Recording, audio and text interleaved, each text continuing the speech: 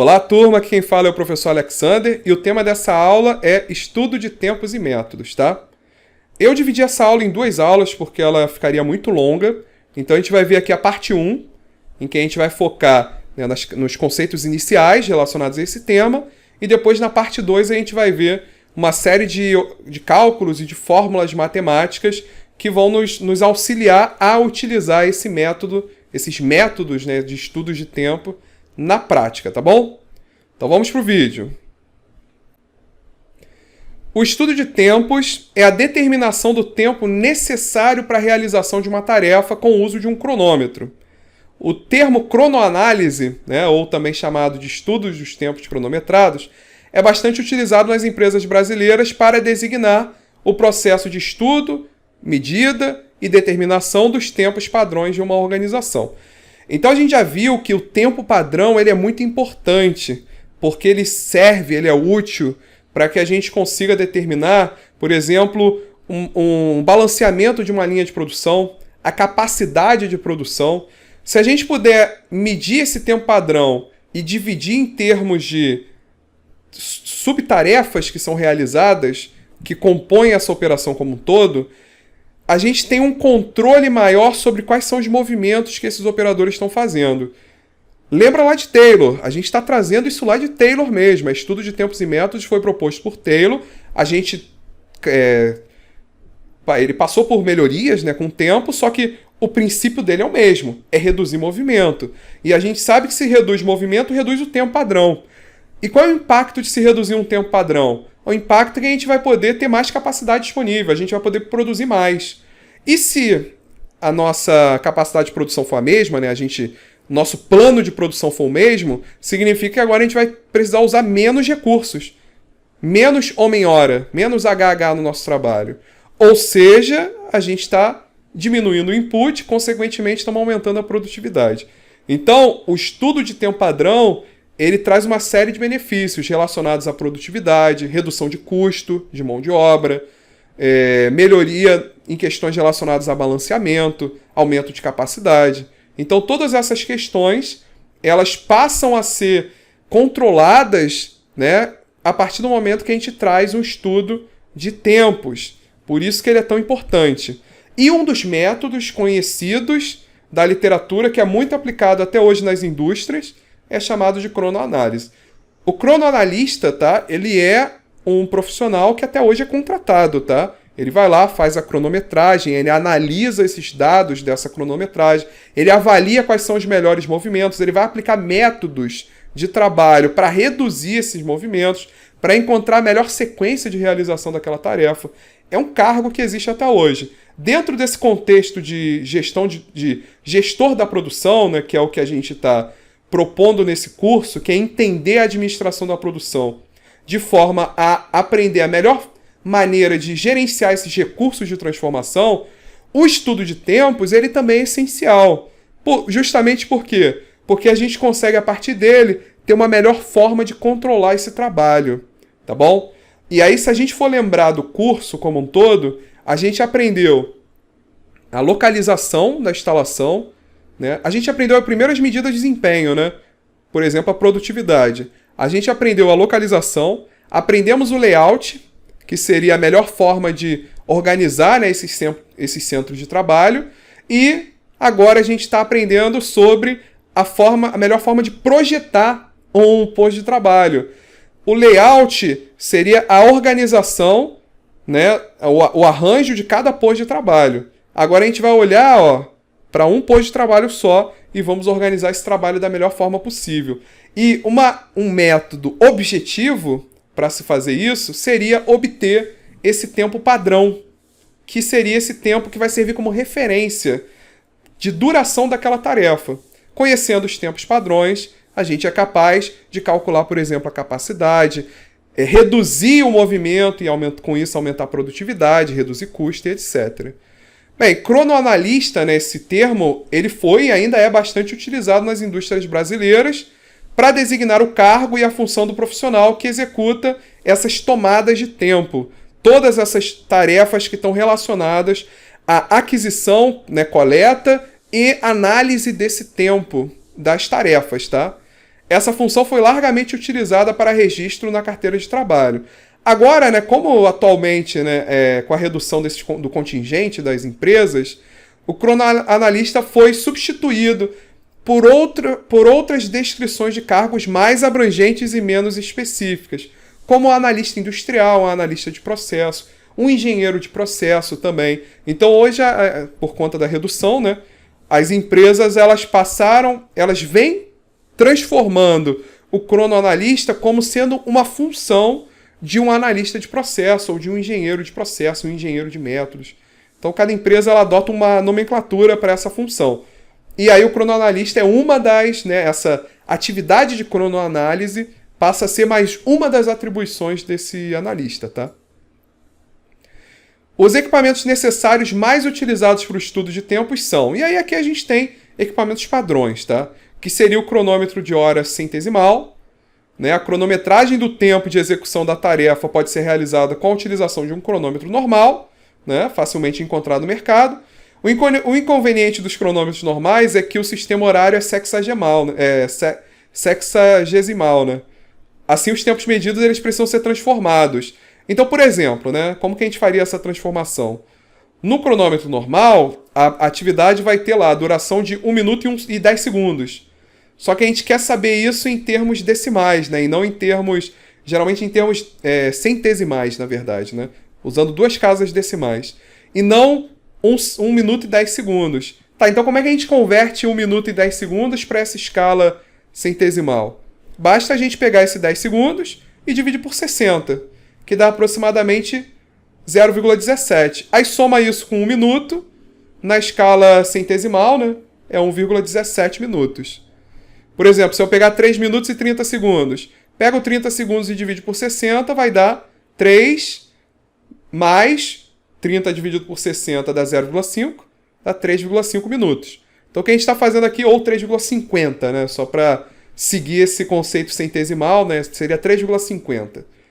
E aí, né, é uma forma que a gente tem de utilizar um cronômetro comum para fazer essas medidas de tempo. Bem, uma outra ferramenta que é utilizada nesse estudo de tempos é a filmadora. E aí, né, se a gente for pegar a história, né, diz pra gente que o casal, né, o marido e a mulher, né, da família Gilbert utilizaram as filmadoras para, né, monitorar e encontrar os movimentos mais econômicos de cada tarefa. Então, se a gente for considerar os estudos de Taylor e de Gilbert, né, sobre o estudo de tempos e movimentos, a gente vai ver que a literatura, né, aponta os trabalhos deles como sendo precursores do que até hoje a gente utiliza como metodologia de trabalho, né, para racionalizar trabalho e etc. Né, nos dias de hoje também se pode utilizar as filmadoras para medir esses tempos necessários para a realização das tarefas. A utilização da filmadora tem como vantagem registrar, né, os movimentos executados e também ser utilizada, né, se bem utilizada, ela pode eliminar uma tensão psicológica, né, que um operador sente se for observado diretamente pelo cronoanalista. Então a ideia de se utilizar a filmadora é que a gente pode executar a medição como se estivesse fisicamente lá do lado do operador, só que tem 2 vantagens, né? A primeira é que a gente registra esse movimento, então a gente pode fazer uma análise repetitiva sobre aquele movimento, sem precisar pedir que o operador fique repetindo, né? Apenas rebobinando, né? Voltando o filme, né? Para que a gente possa enxergar de novo esse movimento. E também o operador, a partir do momento que ele está sendo filmado, ele tem uma pressão um pouco menor se comparado a ter uma pessoa do lado dele observando e avaliando seu movimento, né? Tem a prancheta, né, também, na maioria das vezes, exceto quando a mensuração é feita através da filmadora. A tomada de tempos é feita no local onde ocorre a operação, então é comum ter uma prancheta que tenha um apoio para o cronômetro e também um apoio para a folha de observação, de forma a permitir que o cronoanalista possa anotar suas tomadas de tempo em pé. Então ele tem ali o cronômetro e à medida que ele vai, né, analisando, né, avaliando aquele movimento do operador, ele vai medindo com o cronômetro e vai anotando os resultados nessa folha, chamada de folha de observação, que é um documento em que são registrados os tempos e demais observações relativas à operação. É comum que cada empresa desenvolva sua folha de observação específica. É lógico que hoje em dia essa folha de observação pode ser um aplicativo que está num tablet ou num smartphone, em que você possa medir o tempo e automaticamente o aplicativo faz o registro desses tempos, tá? Não necessariamente você precisa utilizar uma folha com a prancheta. Mas aqui vocês entenderam a ideia, né? O princípio é que se tem as ferramentas necessárias para registrar e principalmente, né, documentar esse tempo de realização da tarefa. Tempo padrão de uma operação a ser medido pode servir como referência para medições futuras, permitindo avaliar o desempenho de uma célula de produção. Assim, recomenda-se as seguintes ações a serem tomadas. Então, né, o tempo padrão ele vai servir como tempo de referência. A gente vai aprender a calcular tempo padrão, tá? Fiquem calmos. A gente vai ver isso na próxima aula, porque tem muita coisa para se discutir aqui ainda. E o importante dele, né, uma das finalidades é servir como referência para outras pessoas que forem executar aquela mesma tarefa ou para outros tipos de operações que são realizadas. Então, a partir do momento que você consegue conhecer os tempos padrões relacionados referentes a cada tarefa, a gente pode fazer um levantamento sobre quais tarefas são mais rápidas, quais são mais lentas, por que essas são mais rápidas, por que essas são mais lentas. Será que eu posso empregar algum movimento que eu faço nessa que é mais rápido, naquela que é mais lenta, para tentar reduzir esse tempo padrão? Então, o interessante do tempo padrão é justamente ele servir como referência dessa análise geral que a gente pode fazer. Quais são as ações que recomendam ser tomadas? Primeiro, discutir com os envolvidos o tipo de trabalho que vai ser executado, procurando obter colaboração dos encarregados e dos operadores do setor, né? Então, a ideia aqui é que a gente consiga, né, apresentar a proposta. Lembre-se que a gente está falando de gestão de pessoas. Então, esse relacionamento, essa motivação, você está lidando com pessoas. Então, essa característica de orientação tem que fazer parte de uma das atribuições do gestor. Então, ele vai delegar tarefas, ele vai liderar equipes. E, nesse sentido, ele não pode impor essa vontade sobre os encarregados. Não, ele tem que explicar por que medir esse tempo vai ser tão importante, de maneira a que todos os colaboradores entendam a importância daquilo e, a partir desse entendimento, ele vai, enfim, né, colaborar com o desenvolvimento daquela atividade. Depois vai definir o método da operação e dividir a operação em elementos. Então, como geralmente, né, uma atividade, né, de um operador pode levar 5, 10 minutos, medir um tempo que tem duração de 5, 10 minutos é muito ruim, não é muito proveitoso. O ideal, então, seria pegar essa operação, que geralmente é repetitiva, né, se a gente está falando de uma linha de produção ou de montagem, e dividir em pequenos movimentos, né, em subatividades, né, em suboperações, que seria dividir essa operação como um todo em vários elementos. E aí cada elemento dura 5, 10, 20 segundos. Cada elemento dessa operação dura, em média, 10 segundos, 15 segundos. E aí você consegue ter uma medida um pouquinho melhor, mais precisa, com menos variação. Porque quanto mais elementos você adiciona, mais variações você tem, né? Porque você tem que considerar a soma de todas essas variações, e maior vai ser a imprecisão da sua medida. Então a ideia é justamente se reduzir esse tempo para você ter uma precisão maior, tá? Depois você vai treinar o operador para que ele desenvolva esse trabalho de acordo com o método que já é pré-estabelecido. Então a gente já tem um método de trabalho que a gente já conhece daquela operação. Vamos fazer um treinamento com ele até que ele entenda, ok, então eu tenho que realizar a tarefa desse jeito, agora vamos começar a medir, vamos começar a cronometrar. E depois, por fim, né, a gente elabora um desenho esquemático da peça e do local de trabalho e anota também todos os dados adicionais necessários. Então a gente consegue ter cada elemento. Em cada elemento a gente coloca um diagrama, né, esquemático representando o que tem que ser feito e qual movimento é feito. E dentro desse diagrama a gente especifica também a duração, que é o tempo padrão que a gente conseguiu levantar a partir desse tempo cronometrado. Então aqui a gente vai, por enquanto, chamar de um tempo cronometrado. Então a gente passa a ter uma padronização da realização daquele movimento documentada, mostrando, olha o que tem que ser feito, esse aqui é o produto final desse elemento, dessa etapa, e esse daqui são os movimentos que você tem que fazer.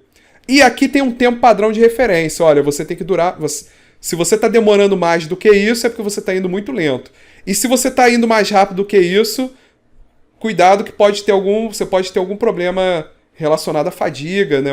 Algum estresse físico que a gente quer evitar também. Então tenta ficar muito próximo desse tempo que a gente está definindo aqui. Aí, 5, realizar uma cronometragem preliminar. Então, a partir do momento que a gente tem definido esquematicamente todos esses movimentos, a gente vai fazer uma cronometragem preliminar, né, que são em geral 5, né, e normalmente 5, às vezes 10, só para obter o dado necessário, né, para determinação do número de cronometragens, tá? Que é uma coisa que a gente vai ver hoje ainda. A gente vai ver nessa aula ainda o número de cronometragens. Como que a gente define quantas cronometragens vão ser suficientes para a gente encontrar o tempo padrão, que é o nosso objetivo, tá? E aí a gente vai começar a determinar o número de ciclos. Esse número de ciclos é o número de cronometragens, também é chamado de número de ciclos. Com o número de ciclos, a gente vai cronometrar essas N vezes, né? Que são esses N número de ciclos. E aí a gente vai determinar um tempo médio, também chamado de tempo cronometrado, desse operador. Então esse operador levou esse tempo. Só que se a gente considerar o ritmo, né, ou a velocidade dele, se esse operador, por exemplo, for um pouco mais rápido que o normal, a gente vai tentar colocar isso como um tempo a mais. Né? Na verdade, o tempo deveria ser um pouco menor, né? Um pouco maior. Né? Se ele for um pouco mais rápido, o tempo deveria ser um pouco maior. E se ele for um pouco mais lento, a gente diz, não, o tempo deveria ser um pouco menor. Então a gente tem que atribuir também um fator de velocidade, que muitas vezes é subjetivo, tá? Vale muito da experiência do gestor de identificar se ele está indo um pouco mais rápido ou um pouco mais lento do que o normal. Considerando essa velocidade, a gente passa a ter um tempo normal. Um tempo normal seria um tempo médio que qualquer operador levaria para realizar aquela operação. O tempo médio aqui em cima é um tempo médio daquele operador. O tempo normal seria um tempo médio que qualquer pessoa conseguiria, né, levar para realizar aquela tarefa. Agora, normalmente, a gente também vai considerar tolerâncias relacionadas à fadiga, porque dificilmente o operador vai conseguir executar aquela tarefa, né, levar aquele tempo, durante o período inteiro de trabalho. Então a gente tem que considerar algumas tolerâncias relacionadas ao cansaço, interrupções naturais, né, vai fazer necessidades fisiológicas, né? Então existem algumas condições naturais, né, do ser humano que também são levadas em consideração, que são chamados de fatores de tolerância. E aí quando a gente considera esse fator de tolerância, o nosso tempo normal passa a ser um tempo padrão. Então, o que é o tempo padrão? O tempo padrão é um tempo cronometrado que considera a velocidade do operador e também os fatores de tolerância para essa operação, né, que varia, né, de operação para operação. E com isso a gente passa a ter um tempo padrão que representa esse tempo ótimo, né, para a realização daquela tarefa. Em primeiro lugar, a operação total, né, cujo tempo padrão se deseja determinar, deve ser dividida em partes para que o método de trabalho possa ter uma medida precisa. Deve-se tomar cuidado de não dividir a operação exageradamente em muitos ou em poucos elementos. Então, algumas regras gerais, né, que servem para esse desdobramento são essas aqui, tá?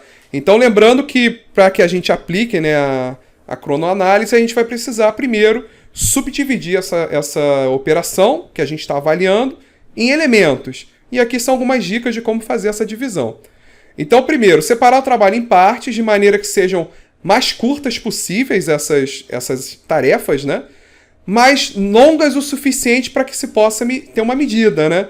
Não adianta a gente ter uma operação que dure 1 segundo. Se dura 1 segundo, como é que a gente mede 1 segundo? Então, o ideal é que dure mais ou menos em torno de 5 a 10 segundos, 15 segundos no máximo. Então, na prática, a realização de inúmeros processos em várias empresas indica que um tempo mínimo deve ser superior a 5 segundos. Então, nunca menor do que 5 segundos. Mas também não muito longo, porque senão a gente acaba perdendo em termos de precisão. 2. As ações do operador, quando independente das ações da máquina, devem ser medidas em separado. Em outras palavras, a gente vai separar o trabalho do operador do trabalho da máquina. Então, isso daí também é uma divisão clara e objetiva. O que for trabalho do operador é um elemento, o que for trabalho de máquina é outro elemento. E 3, definir atraso ocasionado pelo operador e pelo equipamento separadamente. Então a gente também vai calcular, né, esse tempo, quando a gente for obter o tempo padrão, que está relacionado aos fatores de tolerância, a gente vai separar aqueles que estão relacionados ao trabalhador daqueles que estão relacionados ao equipamento. Então aqui a gente tem um exemplo só para poder ilustrar essa divisão, tá? Então imagina que a gente tem uma indústria de confecções que deseja cronometrar o tempo de costura de uma camiseta, e aí pergunta-se, né, em que elementos essa operação pode ser dividida. Então imagina que a gente está lá como gestor da produção, a gente está observando de que forma uma determinada operação, nesse caso, né, de costura de uma camiseta, é feita. E aí a gente, no que a gente observa, a gente vai procurar dividir aquilo em elementos. Lembrando de documentar, de mostrar esquematicamente qual tem que ser o resultado daquela operação, daquele elemento, quais são os movimentos que foram feitos. Lembrando sempre de registrar isso tudo e, obviamente, registrar também o tempo. Então aqui tem uma sugestão, né? Seria difícil cronometrar todas as atividades independentemente, detalhadamente, como no diagrama das duas mãos, dado que o pequeno espaço de tempo que cada atividade demanda, né? Assim é possível dividir as atividades em... E aí a gente tem aqui uma divisão, uma sugestão. Costura dos ombros, né? Seria o elemento 1, que é a costura da frente com as costas unindo os ombros. O elemento 2 seria a costura das mangas, costura fechando as duas mangas independentes. O elemento 3 seria a costura das mangas nos conjuntos frente e costa. Elemento 4, fechamento de frente e costa nas laterais. Elemento 5, costura da barra das mangas. Elemento 6, costura da barra inferior do corpo. E elemento 7, a colocação da ribana, que é aquela tira de tecido que serve para fazer o colarinho da camiseta, tá? Então é importante observar que o elemento, né, o tempo de cada elemento vai ser anotado separadamente, naturalmente, nessa nossa folha de observação ou nesse aplicativo, nesse software que a gente está utilizando para registrar esses tempos. Considerando apenas uma tomada de tempo, né, não é suficiente para se determinar o tempo de uma atividade. A gente não vai medir isso só uma vez, né? A gente tem que medir mais de uma vez. A gente até falou, né, que a sugestão seria a gente fazer uma pré-medição, né? Ali na prática são em torno de 10 a 20. E aí eu vou explicar para vocês com um exemplo para que isso serve, tá?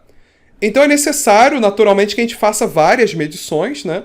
E a partir disso a gente tenha uma média dessas medições que a gente chama de tempo cronometrado ou tempo médio. A questão é quantas vezes que a gente vai precisar medir esse movimento para que o nosso resultado, esse nosso tempo cronometrado, seja estatisticamente aceitável. Em outras palavras, qual é a quantidade de medições que a gente tem que fazer para atingir um certo nível de confiança e uma certa margem de erro? O que é o nível de confiança? Está associado à probabilidade desse resultado que a gente encontrou de fato condizer com a realidade, né? E a margem de erro é justamente esse intervalo em que esse resultado é aceitável. Por exemplo, em eleições, existe 40% na intenção de voto de um determinado candidato com uma margem de erro de 5%. Ora, se a margem de erro é de 5%, então o resultado 40%, a gente vai subtrair 5%, que é a margem de erro, e vai somar 5%, que é a margem de erro. Então, na verdade, o resultado pode estar entre 35% e 45%.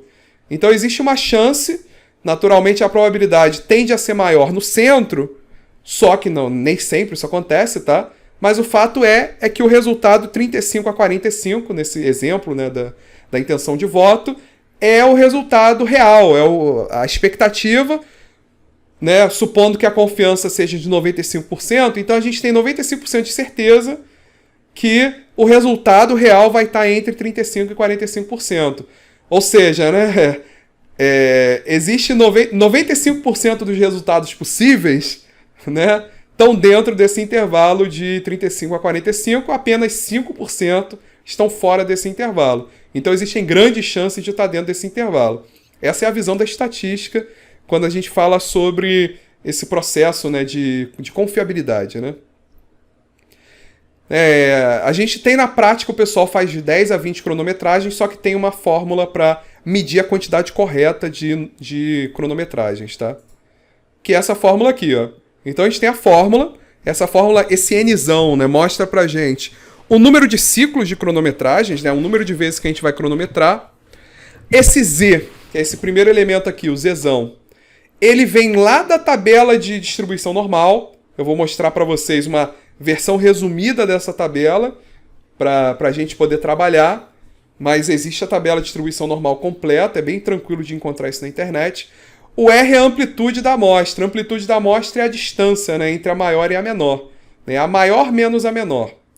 O ER é justamente esse erro relativo da medida, essa margem de erro, é esse erro que normalmente a gente insere. Aí eu tolero um erro de 5%, de 10%.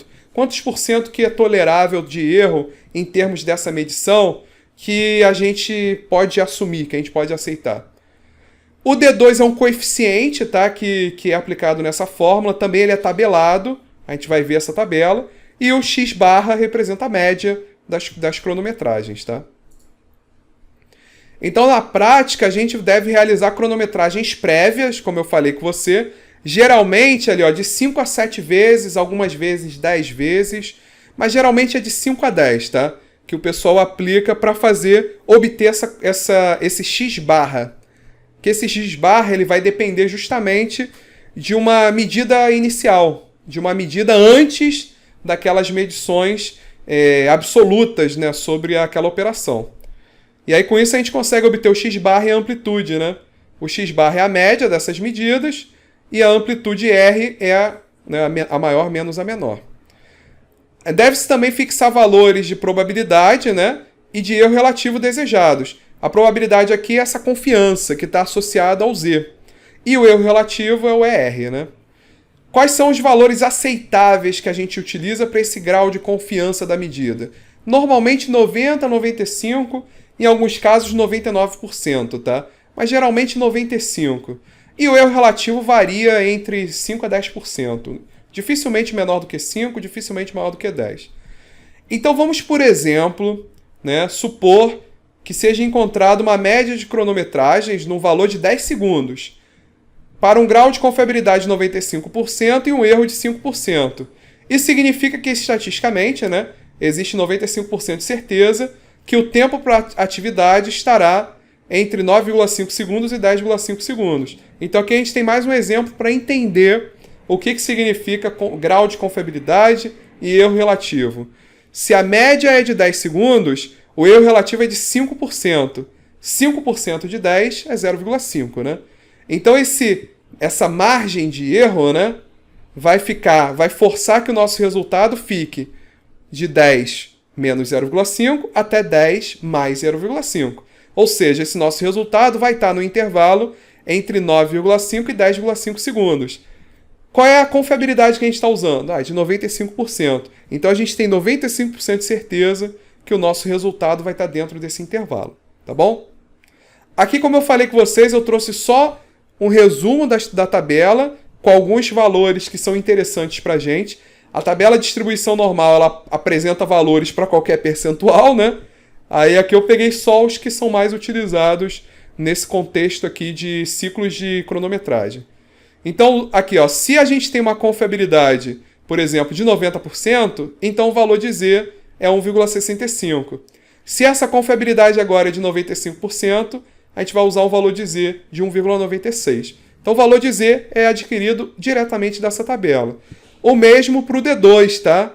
O D2 é um coeficiente que depende do número das cronometragens iniciais.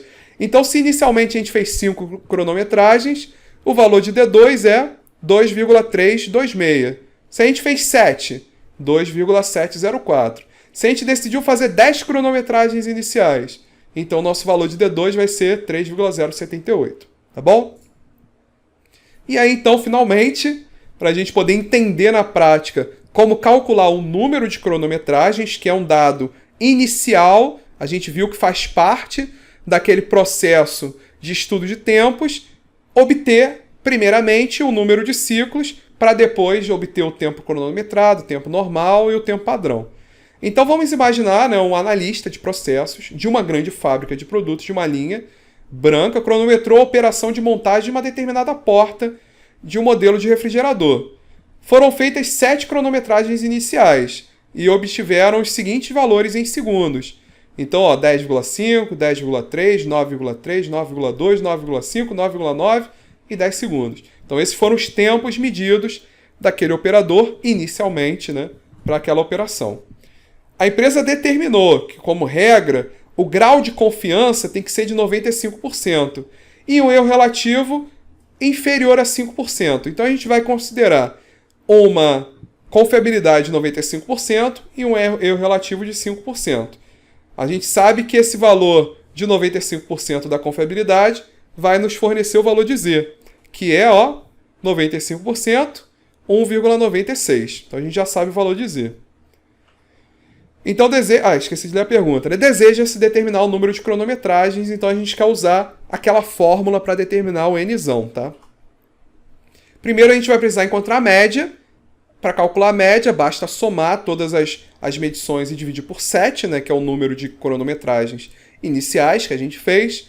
Esse resultado aqui dá 9,8. É a média, o 10,5 mais 10,3 mais 9,3 mais 9,2 mais 9,5 mais 9,9 mais 10 dividido por 7. Isso aí deu 9,8 segundos.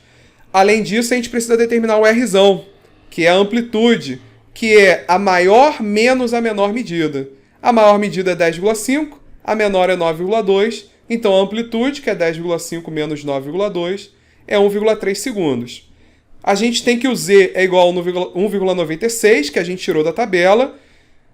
O nosso D2, se a gente tem 7, vamos lá na tabela, são 7 medições iniciais, a gente tem que usar um D2 de 2,704.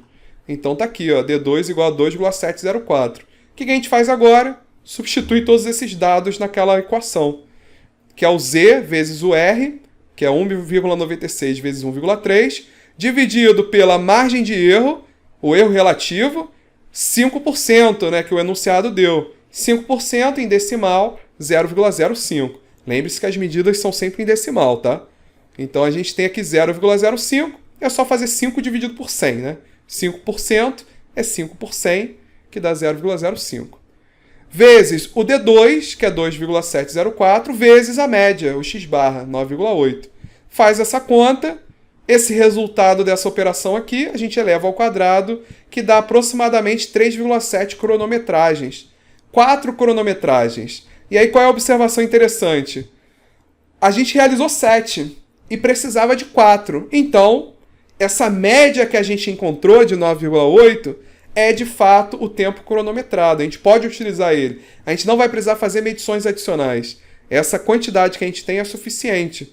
É mais do que suficiente, porque a equação mostrou que a gente precisava de 4 e a gente fez 7, então a gente fez mais do que o suficiente.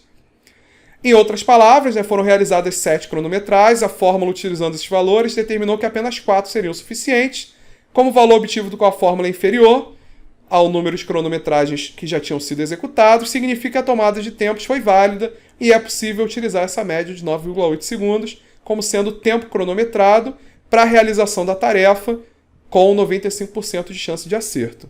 Então fechamos essa videoaula, nos vemos então na próxima aula que a gente vai dar sequência a esse estudo de tempos e métodos. Valeu!